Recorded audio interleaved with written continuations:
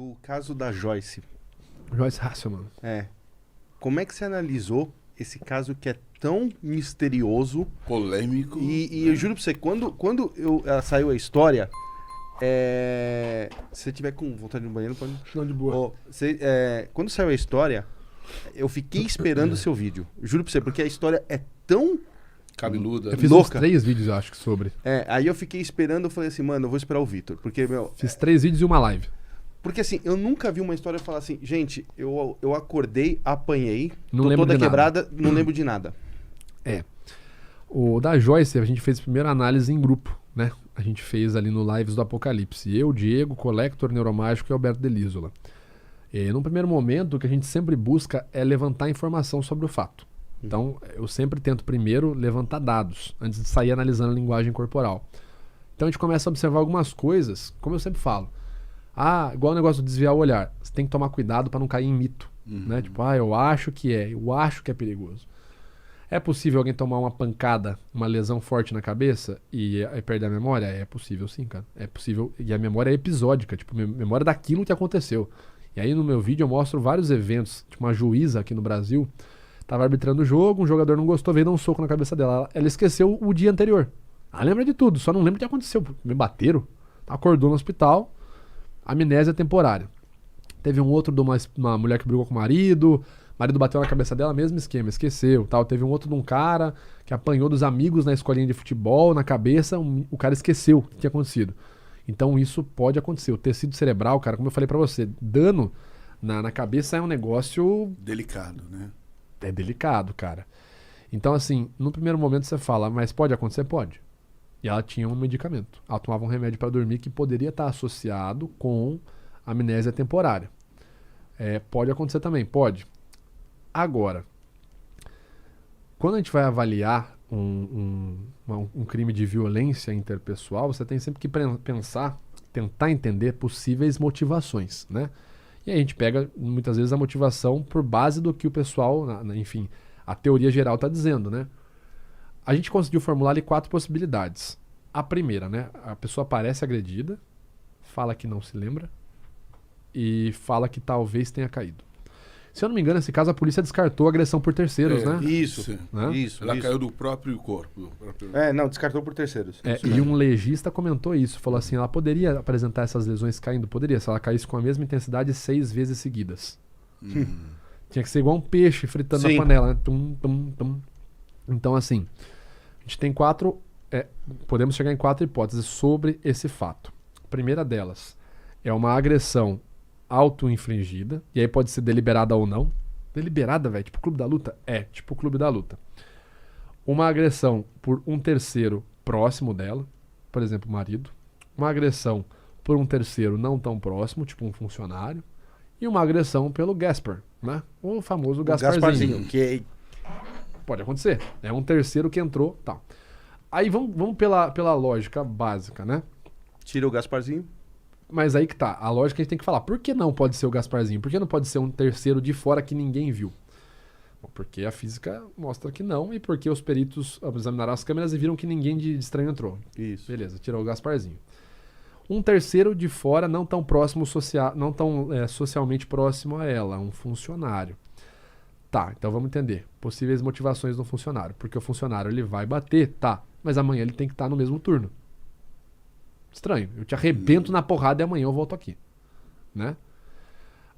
Vitor. Mas esse funcionário queria matar ela. Bom, quem quer matar, mata. Exato. E aí você vê o padrão de ferimentos. Um corte no queixo, de queixo de lado a lado, assim, no queixo. Golpes com lâminas. Vamos pegar aí o livro do Scott Babb, The Tale of the Reaper. Qual é a estatística em crimes com lâminas? Geralmente são golpes múltiplos, não é um golpe só, não é um rasguinho no queixo, nem um rasgão. Não é. Não é o padrão, não é o comum. São golpes múltiplos ou nas regiões aqui respiratórias, né, no pescoço, ou no tórax ou no abdômen. Múltiplos. E geralmente são estocadas, que não fica cinematográfico assim. É furos. É furo. Se você vai ver a perícia de quem é esfaqueado, cara... parece que foi um grampeadorzinho, que a pessoa bateu o grampeador assim, sabe? É isso. É a ponta da faca aqui só. Até onde vai entrar.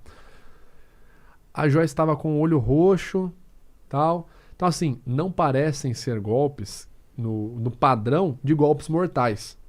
Mas aí você vê, cara, é muito plástico, né? O olho roxo, o queixo super vermelho. E não como eu falo, não é duvidando. A gente tá sempre tentando entender a situação, né? É um estudo, eu não tô tentando, ela tá mentindo. Não é isso, né, cara? Tá tentando entender com os dados que a gente tem em mãos, porque, de novo, tem muito dado que a polícia tem que a gente não tem, né? Então eu me baseio no que eu consigo ver. Então a motivação do funcionário e a explicação não parece fazer sentido também. Sobra marido e ela. Marido. A gente começa a observar a pesquisa social da vida do marido. Me parece ter um padrão de alguém que tem um nome socialmente muito forte na área que trabalha. É um neurologista. Isso. Qual o benefício? Agredir a mulher. Uma descarga passional. Beleza. Então ele descarga passionalmente e aí vai deitar no quarto do lado. Parece fazer sentido? Um pouco estranho, né? A agressão passional, geralmente, quando o crime é cometido passionalmente, a primeira coisa que o agressor faz é foge. Eu tô com muita raiva, matei o Alan. Não vou ficar aqui do lado. Alan, matei você. Vou deitar ele na cadeira e tirar um cochilo, né? É muito esquisito, cara, porque ali tem toda a materialidade. Minha mão tá suja, eu tô com um calo na mão que eu acabei de espancar minha esposa. Enfim. Também é estranho, né? Aparentemente são explicações esquisitas, né? Ele bateu porque... Tá, mas parece que o cara ia arriscar toda a carreira dele pra agredir a esposa passionalmente. Não me parece sustentável essa motivação. E aí nós vamos pra uma agressão auto-infligida, que pode ser deliberada ou não. Deliberada seria tipo o clube da luta, se batendo. Não deliberada seria um acidente e não um incidente. Como ela defende, né? Que teria sido um incidente. Pegando as palavras dos próprios legistas, né? Do que está noticiado, ela poderia ter poderia acidentalmente cometer e ter aquele dano no corpo dela se tivesse caído da mesma forma, com a mesma intensidade 6 vezes seguidas, ou seja, tivesse descido a escadaria da penha caindo. Como não foi o fato, novamente é esquisito.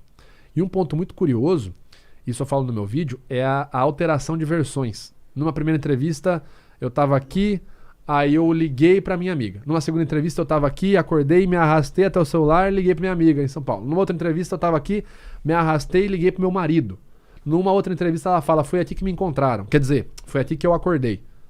Então, como eu falo, a versão começa a se alterar, é sempre muito esquisito. Você consegue observar esse padrão em crimes, como, por exemplo, da Suzane von Richthofen. O depoimento começa de uma forma, depois é outra, depois é outra, depois é outra, aparenta ter algo estranho. Minimamente estranho, né? A pessoa apanha e fala que não se lembra. Mas o que me chama mais atenção é essa troca, essa alteração que ela dá. Mas Vitor, a pessoa poderia apenas ter se confundido numa entrevista na outra? Poderia, mas aí você tem que pegar o todo. Você tem várias palavras dela de afastamento verbal, tem uma tendência que ela tem a não explicar o negócio e já ir direto pra uma pauta.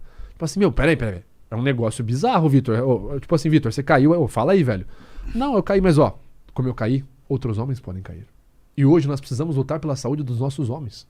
Se eu cair nisso... Cara, beleza. Mas o que eu quero é saber o que aconteceu. É muito bizarro isso, cara.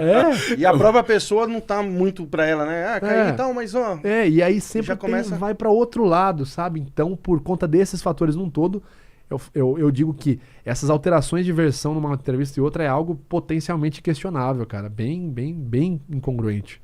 E você acha que aquela entrevista, depois que ela aparece de mão dada com o marido, querendo passar, tipo, a boa imagem? Cara, é o que a gente fala, né? Quem vai dissimular vai jogar muito com a imagem. O mentiroso não vai falar pra você, olha, eu não fiz isso.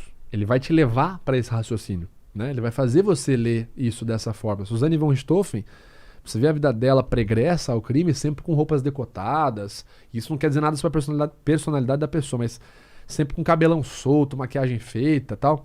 E aí você vê no dia da entrevista pós-crime, que ela ainda se colocava como inocente, ela com cabelo preso, franjinha na cara, pijaminha da Turma da Mônica. Eu tô muito triste, meu papai e minha mamãe. Então assim, o mentiroso ele vai jogar com a imagem que você tem dele, né? Esse inclusive é um critério no próprio protocolo SCANS, chama-se manutenção da aparência. E aí é estranho. Você vê ali todo mundo afastado por causa da pandemia e ela com a mãozona dada.